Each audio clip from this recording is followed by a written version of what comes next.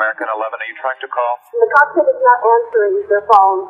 Our number 1 has been staffed, and our 5 has been staffed. Hey, I'm going to call from Washington. I have a situation with American 11, a possible hijack. What's going on, Betty? The aircraft is erratic again. Problem, very erratic.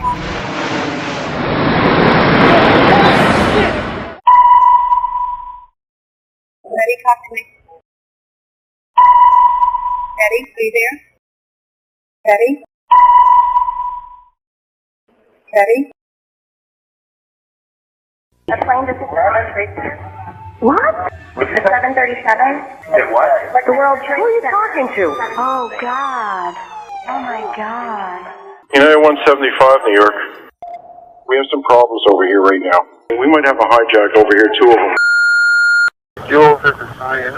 Listen, on an airplane that's been hijacked, and things don't go well, and it's not looking good. I just want you to know I absolutely love you. I want you to do good. Go have a good time. Same to my parents and everybody. And I just totally love you, and I'll see you later. Bye, babe.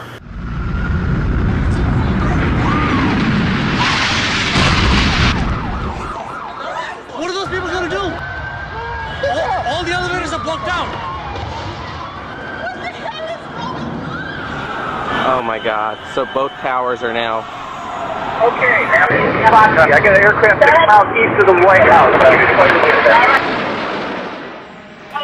Crystal City, just north of Crystal City. Just to the north of your town. Yeah, stop all departures. Pentagon just got hit. Don't for CNN. God damn, I can't even protect my NCA. United 93, that traffic for you is 1 o'clock, 12 miles eastbound 370. Negative contact, we're looking, United 93. United 93, Cleveland, if you hear the center right then. I got that piece of dog. Keep remaining steady. You have the ball, boss.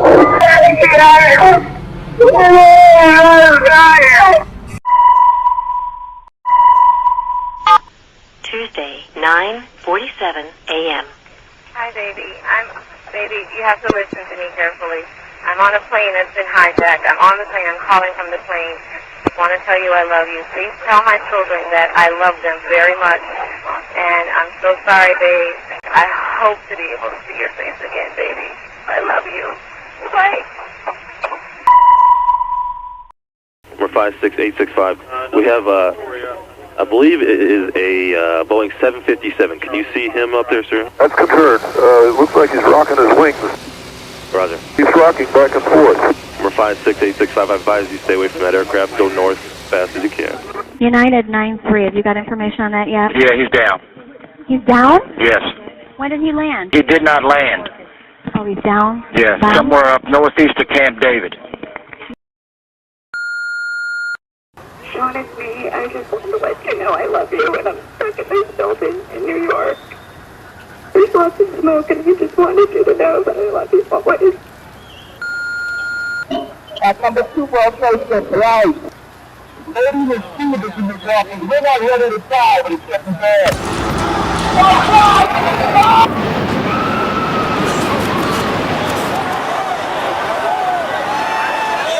I'm on the 83rd floor. I'm gonna die, aren't I? No. I'm gonna die.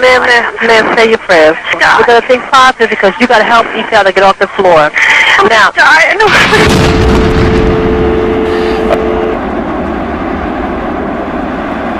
new type of war. That's what it is.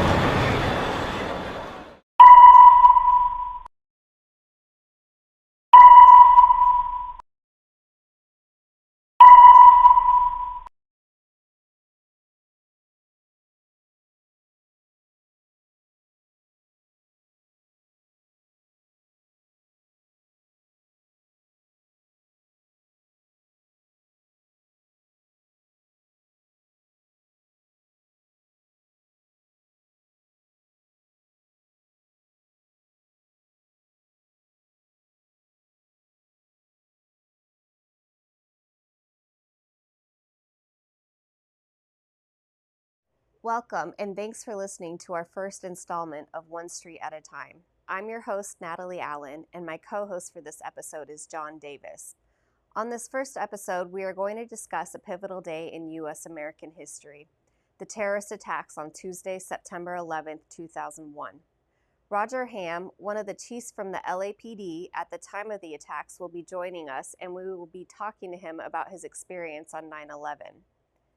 New York's World Trade Center towers and the Pentagon were attacked on September 11th by 3 commercial airplanes that were hijacked by members of Al-Qaeda, an extreme Islamist terrorist organization. These attacks took almost 3,000 lives. The rest of our country watched in shock as these unthinkable events unfolded and mourned these devastating losses together. Very quickly, the country became united, and citizens everywhere proudly waved and displayed the American flag.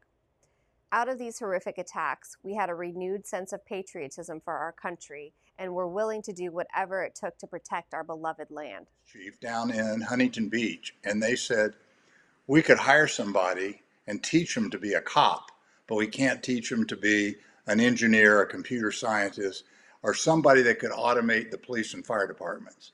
And I was blessed to have that job for 22 years. I was a commander at the Huntington Beach Police Department. I was trained on the job, and probably the only police command person trained on the job, and it was because of my background. After doing a lot of automation in Huntington Beach, radio control systems, and as most people know, command and control is critical in a police or fire operation, I was blessed to be hired by Mayor Dick Reardon and Police Chief Bernard C. Parks at the Los Angeles Police Department. I held the rank of Deputy Chief, and I was also in charge of some large projects. I also had the title of course, Chief Commanding Officer, and I was the Chief Information Officer in charge of a budget just about $750 million. I had projects in the size of $300 million, and I alternated with my other 4 deputy chiefs as the acting chief in the absence of our chief of police, and was the chief duty officer many nights, where I was the all-night chief of police for the city of Los Angeles. And that's a large responsibility, 465 square miles to cover, and in 5 to 8 million people, depending on who's coming to work and who's going home.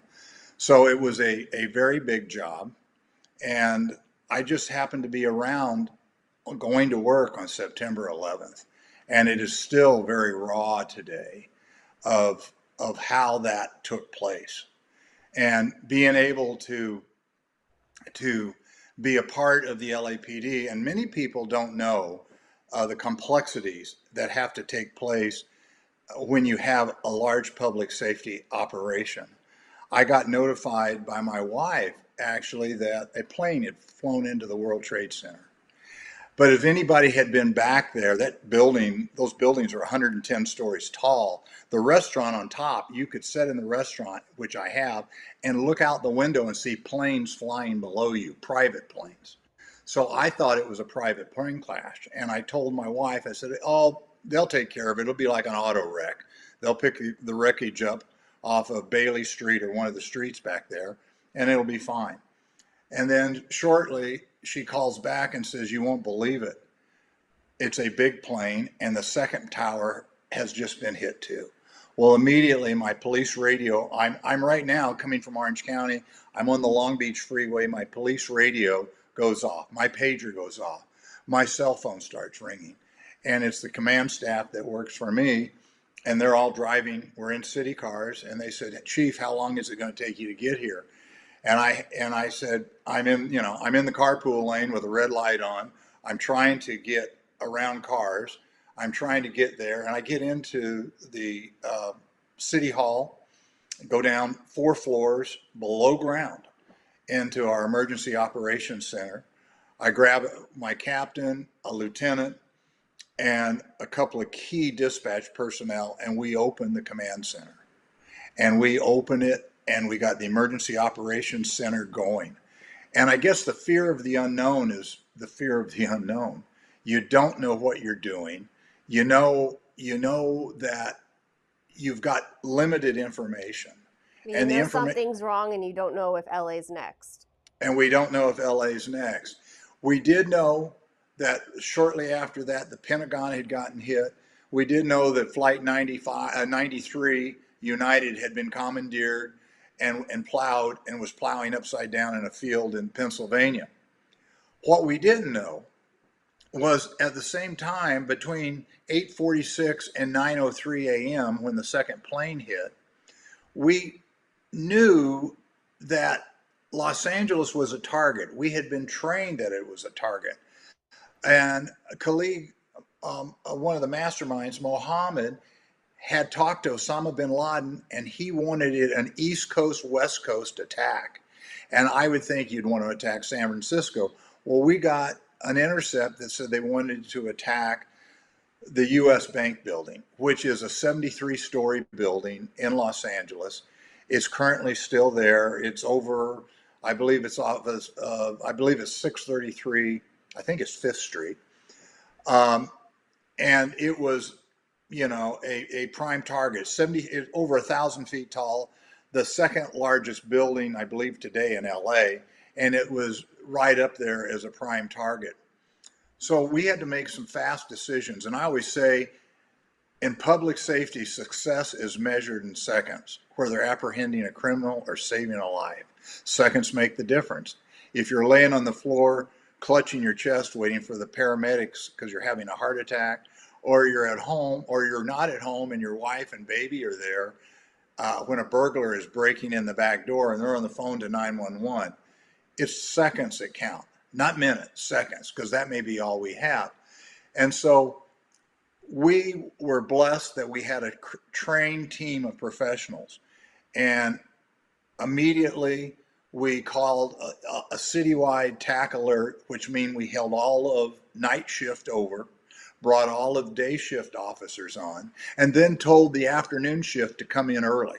So we would have maximum manpower, and some of these officers stayed on the job, you know, easily over 24 hours.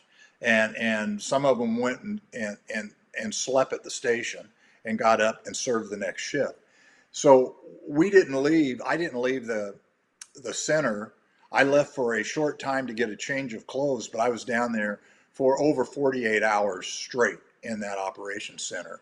And we brought in people from Department of Water and Power. We brought in Public Works people.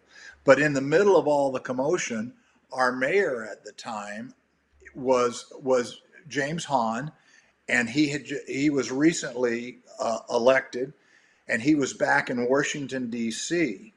And we didn't even have contact with him. And so we had our president of our council, which is a councilman, Alex Padilla. Alex Padilla is our current senator, and he was a good friend of mine. And so Alex was there, and we're telling him, you know, we're the police guys, telling him what he needs to do, and he needs to address the public, which Alex was really good at. And so we watched him on a yellow pad right in front of us write these words, you know, about New York, about LA, and about that we are on top of it.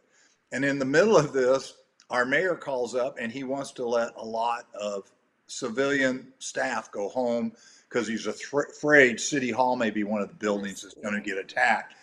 So we did let non-essential employees leave, but we needed people like Department of Water and Power. We needed the radio engineers. What if our radio system was hit? We don't know anything. And so everybody who was a non-essential personnel went home. And then we sent all of our officers out to canvass all the buildings. Not only did we call, we sent cars. We sent the cars over to the U.S. Bank building, told them to leave, the Wells Fargo building, told them to leave. So we cleared. Had them evacuate. Yeah, we cleared the area because we didn't know what was going to happen. And then we get a crazy phone call. And it's from somebody at the FAA. And, you know, and I have people in contact with the National Guard, but the contact we're used to dealing with, the guys that work for me, the police captains and commanders, we're talking about the National Guard that's boots on the ground, not the Air National Guard, which flies F-16s. And the two aren't associated close together. And so they didn't even know what we had just heard. We heard there was an American Airlines flight flying out of Dallas-Fort Worth, flying to Los Angeles. The transponder is off. The FAA says, TRACON says the transponder is off. They can't hail them on the radio. Now, So was this right? This was right after that morning? this was probably 10 o'clock. This was probably 10 o'clock. Yeah, right in the middle of it. Right. We were probably, this would be probably for us. I'm thinking about the timeline because we're getting there at 6:03 California time was the last plane hit. This would probably be, probably be an hour and a half later, probably after that. And they couldn't raise them. And as you remember, all the flights that were in the air had to land. We had to get everybody down. No takeoffs, no private planes. So they call us and they tell us, and I mean, you think about how sad this is. They said, and I still don't know, I don't remember where they launched from, but they launched 2 F-16s, and they were given permission if the pilots of the American Airlines flight would not answer the hailing channel on the radio, that they were given permission to take the plane down somewhere between, somewhere coming out over Indio, maybe Blythe, Arizona, Indio, and not let it get farther than Palm Springs. They were going to take it down in the desert. And believe it or not, the F-16s were able to side-by-side fly, get the pilots' attentions. Whatever was wrong with the transponder was must have affected something else in the cockpit, and they weren't hearing the people trying to raise them. So they followed that plane all the way into Los Angeles on the wingtips. 2 F-16s all the way in. So, during that period of time, the coordination was tremendous. We didn't know if we were next, and thank the dear Lord we were not. But we had to be ready, had to be absolutely coordinated together. Each department worked together. If I was talking to Public Works, there was no red tape. There was not like fill out a request. It was automatic. If we needed we needed fire department to do something, the fire chief was right there. His command staff was there, operated so professionally. In LAPD, it's a large bureaucratic agency, but the big deal is everybody knows when a problem like that occurs, you're one team, one family, one mission, and everybody is focused on it. So I think that tells us a story that I look back on it and it still gets a pit in my stomach today, because you always have had incidents where you see people perform at the highest level. And that was one of those days. We've seen other incidents where I've been involved in the LAPD where we were the security force around the Democratic National Convention that came in. We worked with Secret Service. And we did that very well. We did big events well. We were good at handling large, big events. We worked with our partners, the LA Sheriff's Department, and they were our great friends and partners that we backed each other up. And we all covered for each other. So it didn't matter what was going down. We were able to successfully deploy our men and women, and we were able to coordinate with them. The one thing that is better now than it was back then, when I came to Los Angeles, we had developed a radio system that we could talk to every city agency. We could talk to Beverly Hills. We could talk to Torrance. We could talk to Gardena Police Department. And we had select channels that we did. The great news is now, with new systems that are being developed and private industry is involved in it, AT&T is involved in it, we're going to have a nationwide system that everybody's going to be involved in, so that a New York police officer could actually talk to a Huntington Beach police officer. A New York police officer could talk to an LAPD police officer, because it's going to operate very similar technology as our cellular phones do. And the phones are small, and they're not the big brick radios like we're so used. Most police officers and firefighters are used to carrying them.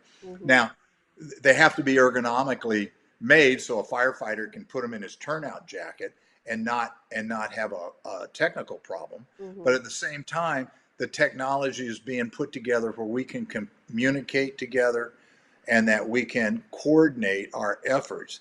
And as you well know, one of the great technologies, and most people don't know this, that came out of the war in Afghanistan, the war in Iraq, was when they would send out one Humvee, it could communicate back to the base.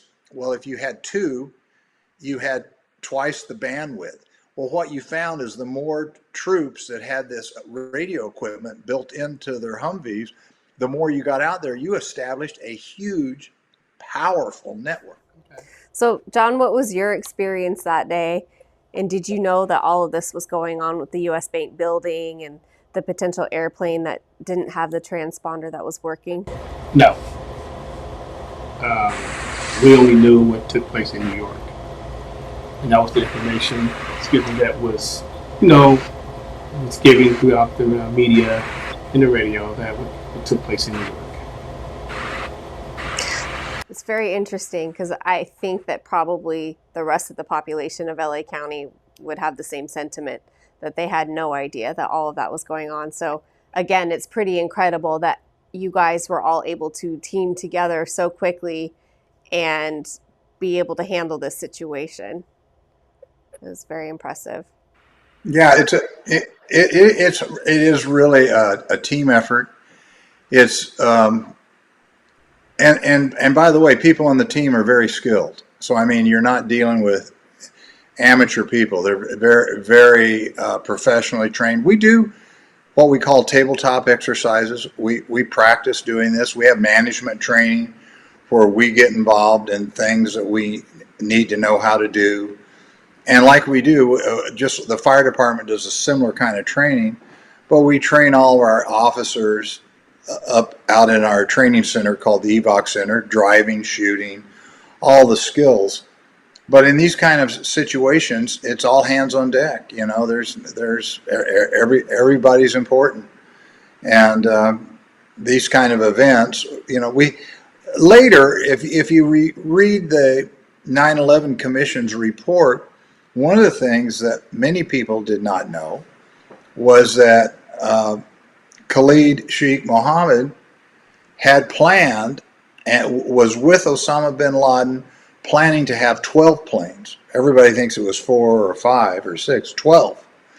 And it did not turn out that way. They couldn't get the planes, and as you guys know, 2 of the hijackers were training in San Diego, and then they lived in LA, and so we had them here in Los Angeles. And I mean, it was, potentially they wanted to do both coasts at the same time and make a big splash. And that didn't happen, which is great.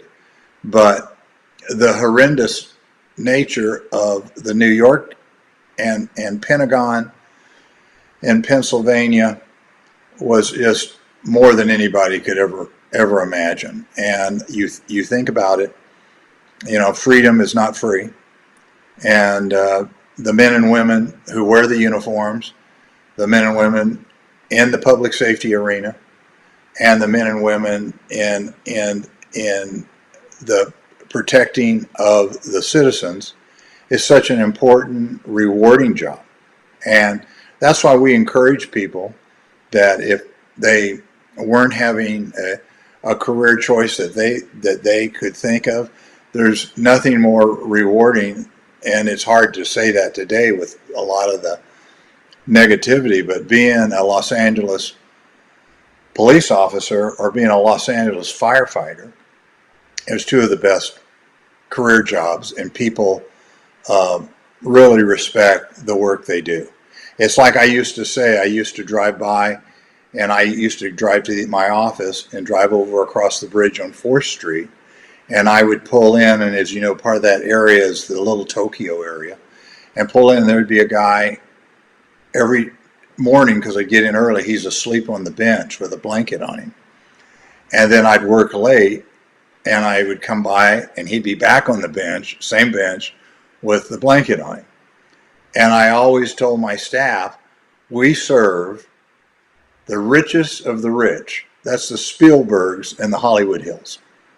And the poorest of the poor, that guy on the bench. We serve them equally. Nobody gets preferential treatment. They get the same service, same level of care, same understanding. That's what we train the men and women of the Los Angeles Police Department to do. And they do it fairly well most of the time. So I'm always proud to be a retired member, and I'm proud of the department. Well, thank you for everything that you did, and thank you so much for joining us today and helping us with our first installment and kind of bumping with us through some of our little technical difficulties. It was really nice, and yeah. Thank you so much. It's a learning experience because at the time, again, we only knew what was told to us. So this is something I can go back and say, hey, this, I learned something. Never too old to learn. Well, John, that's a great thing. I'm telling you today, like I was telling Natalie, I retired between 2003 and 2004. So you look at it and you just say it was 20 years ago. And in 20 years, we know what technology happened, what technology does in 20 years. It's probably been a factor of 4 levels of updates, right? Of technology. It's like your iPhone. I mean, you see the technology, you see that information is power. Information keeps us safe. And for many people who don't know this, I have traveled around the world, and I come back in through Los Angeles as a port of entry. Like that's your port. You're flying in from Europe, flying in from Australia or somewhere. When you walk up, you don't even show your passport anymore. I mean, they know who you are. They walk up and you look, and it has a button on the screen at Global Entry. You hit the button, and it goes just like that, and it says, "Hello, Roger. Welcome to Los Angeles." And you hear the CBP officer up there at the front says, "Mr. Ham, welcome home. You're good to go." That's it. They know who you are. They know where you've been. They know,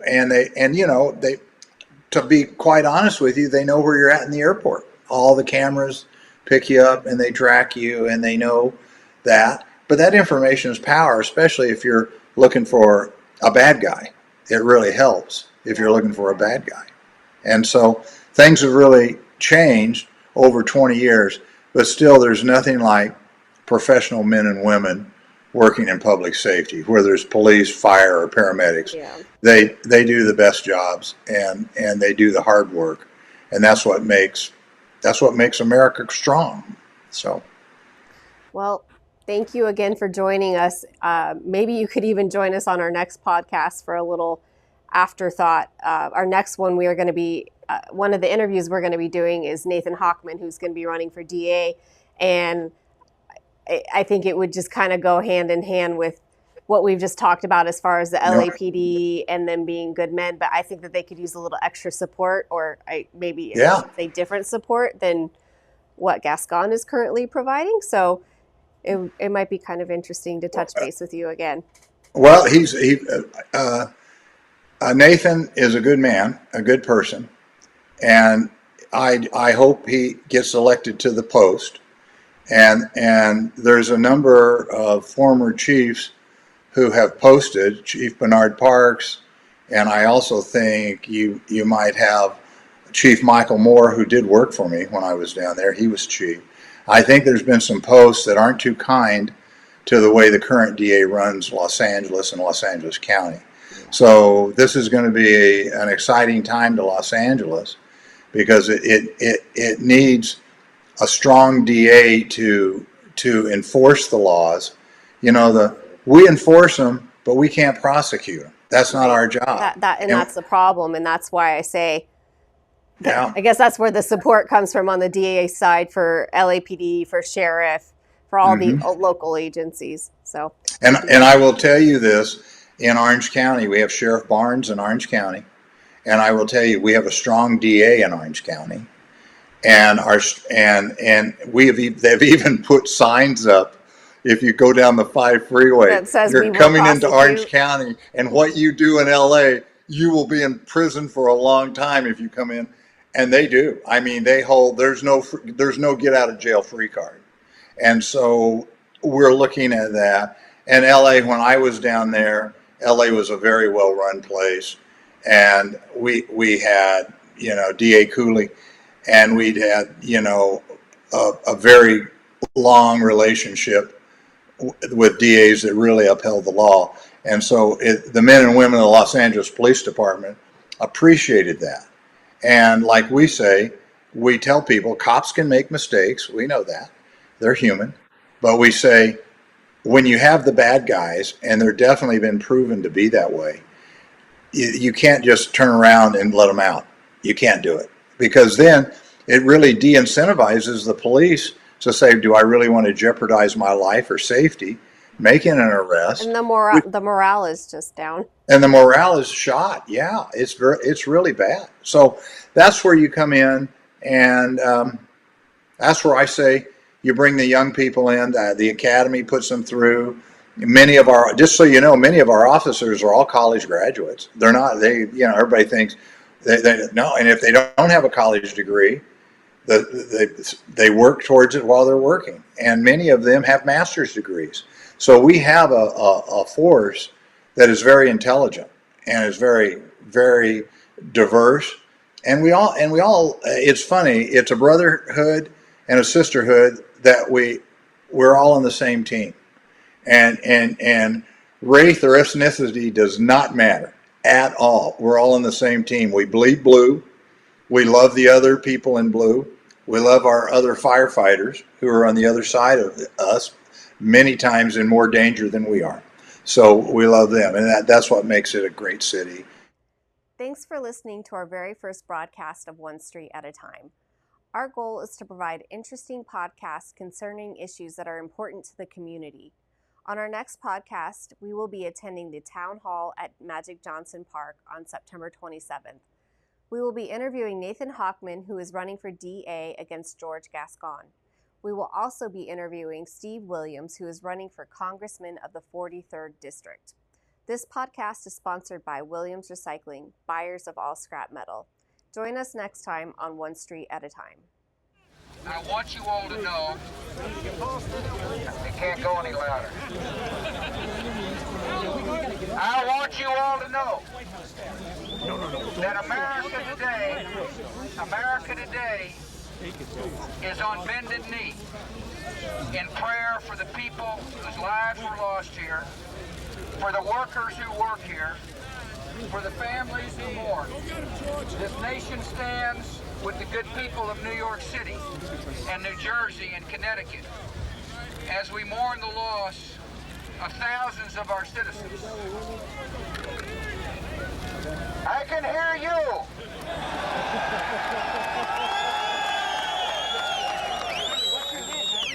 I can hear you. The rest of the world hears you. And the people who knock these buildings down will hear all of us soon.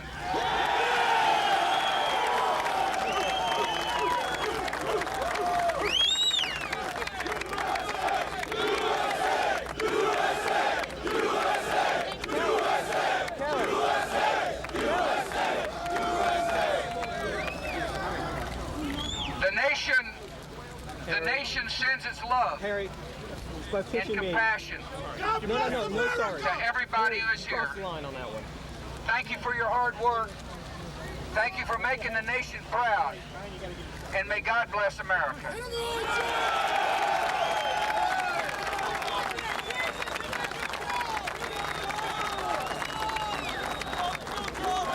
Let's get back a little bit, folks. Give me some room.